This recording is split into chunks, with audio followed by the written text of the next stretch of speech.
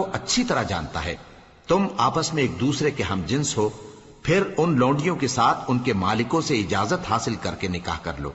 اور دستور کے مطابق ان کا مہر بھی ادا کر دو، بشرطے کہ وہ پاک دامن ہوں، نہ ایسی کہ کھلم کھلا بدکاری کریں اور نہ در پردہ دوستی کرنا چاہیں۔ پھر اگر وہ نکاح میں آ کر بدکاری کا ارتکاب کر بیٹھیں تو جو سزا آزاد عورتوں کے لیے ہے اس کی آدھی ان کو دی جائے۔ یہ باندھی کے ساتھ نکاح کرنے کی اجازت اس شخص کو ہے جسے گناہ کر بیٹھنے کا اندیشہ ہو، اور یہ بات کہ صبر کرو تمہارے لیے بہتر ہے،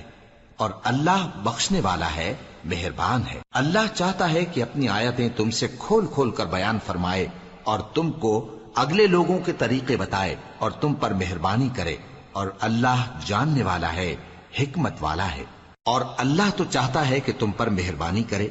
اور جو لوگ اپنی خواہشوں کے پیچھے چلتے ہیں وہ چاہتے ہیں کہ تم سیدھے رستے سے بھٹک کر دور جا پڑو۔ اللہ چاہتا ہے کہ تم پر سے بوجھ ہلکا کرے، اور انسان طبعاً کمزور پیدا ہوا ہے۔ مومنو، ایک دوسرے کا مال ناحق نہ کھاؤ، ہاں اگر آپس کی رضامندی سے تجارت کا لین دین ہو اور اس سے مالی فائدہ حاصل ہو جائے تو وہ جائز ہے، اور اپنے آپ کو ہلاک نہ کرو، کچھ شک نہیں کہ اللہ تم پر